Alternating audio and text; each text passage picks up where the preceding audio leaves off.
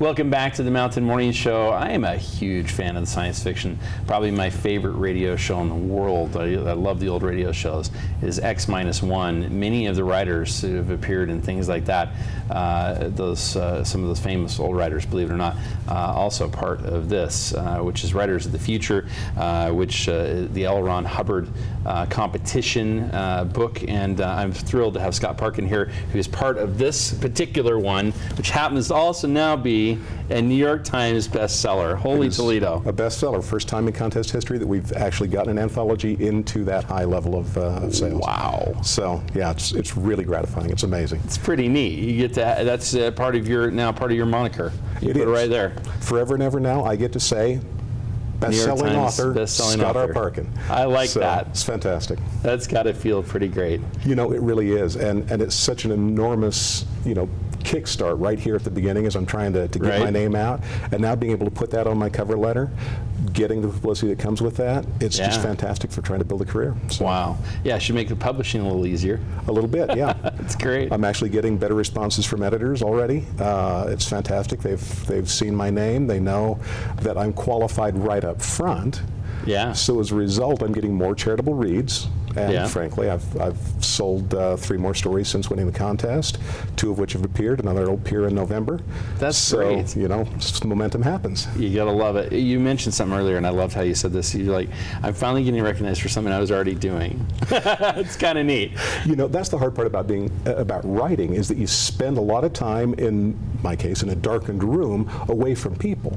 And now all of a sudden, what I've always thought was pretty good stuff now is finally out there, and other people are reading it and they agree it's good stuff and it's worth reading. So that's so gratifying. Well, I love to, the company you keep. I talked about this when you were here last time, but Larry Niven, Orson Scott Card. Yeah. Oh my goodness. Oh, and Scott Card was one of the instructors at the workshop, so we got to spend hours with him, learning directly from him about how to be a successful professional. It's just an extraordinary experience. I'd like to just go to that. Oh yeah. Yeah. All by itself, it was worth it just for that. Man. So kind of whirlwind year since this happened, as you mentioned. Obviously selling more work is great, but also being invited to talk to people, Skype in, as it were, to different things as well. It is. That's pretty neat. I've been able to do some additional interviews all around the country. I've done some podcasts and some other things. So I've been in New York, I've been in Florida, got something scheduled in Washington State. And it's a hoot. For sure. Being able to get out there and talk about the art and the craft of writing. One of the things that's really special about that, and one of the reasons I love having you here, is that you've since being in the book, have been a real proponent of other writers and getting involved and embracing your writing, as it were. Or in my case, I remember one of my favorite authors said, "Embrace your bad writing." He said to me, because you're never going to be any better until you do. Dare to be bad. If you're not willing to take a shot at something, then you cannot learn what you need to do to be successful at it. So you just dare to be bad, take a shot, go for it. And you know what that's like. You in this particular one, you wrote something a little different than you. It was experimental. It was edgy. It was written in five-word sentences. Is that right? The entire story is written in 5-word sentences. The entire story is 5 to the 5th words long. The scenes are all multiples of 5 words long, of 25 words long, and some of the reviewers that have been reading it haven't really liked that. They feel that the diction is kind of stilted or difficult to read, and that's just part of how whenever you produce fiction, poetry, music, anything, you're going to have people that just don't like what you're trying to do. Right. But other people, I've had fan letters already that have said this is the most powerful thing they've ever read. So it really is. It's a mixed bag, but that's the fun of the game. So well, the question would be, if you decide to do that again, what number it'll be? A prime number? What are you thinking? I think I've written my experimental 5-word story. I think I'm done now. If they pay me a lot to do it, I'll do it again. But that was hard. That was hard to do. Yeah, it takes twice as long. At least, yeah. Wow. All right. So as you mentioned, though, you've been a big, kind of a force out there to help others get there. And it's exciting to know that this is quarterly. There's an opportunity right now through September the 30th to enter for this final quarter of the year. And that's the big deal about the contest, is it's 4 quarterly contests. The next deadline is September 30th, and that is Q4 for the contest year 32. So if you want to get a story in, doesn't cost anything. You just send it in electronically or by snail mail if you want to. Yeah. Totally free. It's the most bang for the buck you're ever going to get, because it's just an extraordinary prize. It's an extraordinary organization, and really, it's everything you need to get started. So. All right. So for a moment, I want to talk about some other writers. Tell me about some of your favorites and what kind of writing you like. What's your favorite kind of story? You know, I'm a little bit of a literary omnivore in that I really like a lot of different kinds of things. So, you know, in science fiction and fantasy, Connie Willis, who writes a little bit more literary on the literary end. Larry Niven in here. Yeah. Larry Niven and Jerry Purnell are heroes of mine. Yeah, I was going to say, you looked up to them. One of them gave you your award. Jerry Purnell actually gave me the award, and I had a chance to talk with Larry Niven. I had dinner with him one night, and Wow. I had a chance to chat with him. So, you know, I like firm science fiction that deals with actual science speculation, so people like Bob Forward, Yeah. or Kim Stanley Robinson, Greg Bear, Niven and Purnell. Yeah. But I also like the more stylized, stylistic, where language matters. So I'm kind of in a weird space, because I fit into two different categories that don't normally peacefully coexist. So we'll see how that works. See if I can do a little bit of ambassadorship across the subgenre lines there.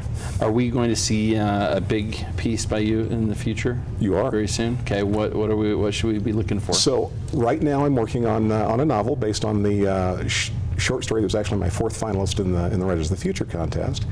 I think that's got a lot of potential. Now, unfortunately, you know, it's one of those things where the gap between when you finish a novel and when it actually appears can be anywhere from 1 to 3 years, right, or longer, depending on how long it takes to be accepted. I've got a fantasy novel already in the books and ready to go. I'm sending it out, so we'll see if that happens. And then I think I mentioned last time that I have a project that I'm working on with my son. He's in Japan right now. But when he comes back, this is something I think actually has film potential. It's kind of Saving Private Ryan meets the Transformers, set in Russia in World War II. And I think there's a lot of visual appeal there. There's some romance. There's a lot of technology and a lot of gritty politics and intrigue and that kind of thing. So it's so much fun to get involved with this stuff. And because there's no limit. You have no limit. Your limit's your pen. That's exactly right. And, wow. And to what you were saying earlier, right? Don't be afraid of it. Go for it. Yeah. You tell somebody you want to write a story about Soviet Gundams. Yeah. And they give you a funny look, because all science fiction plots sound vaguely strange when you relate them in one sentence. But then you see it, or then you read it, and you see the depth of the idea, and you see where it goes, and you get to transport yourself emotionally, physically, imaginatively into this other place. And it's just so much fun to do and so much fun to read. You know, I kind of laughed off a guy I met at a Costco once. It was he was in there sharing his book, and I thought, okay, you know, you're at Costco, you've done something, right? But I wasn't really, I didn't quite understand it was fantasy, and I clearly don't understand fantasy at all. And oh my gosh, this guy's one of the biggest writers in the state now. It's amazing. There's a point of takeoff there where once those rocket engines light, everything else just You know, and the funny thing about that is you always hear about, the overnight sensation. Yeah. And it's usually after a good 25-year apprenticeship where you've really been working hard at this.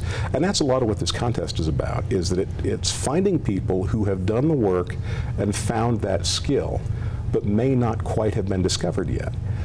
Keep working the craft. Just keep working the craft, keep churning the words, and keep sending them out. And good things will happen, I promise. Well, Scott, it's been fun as always to talk to you.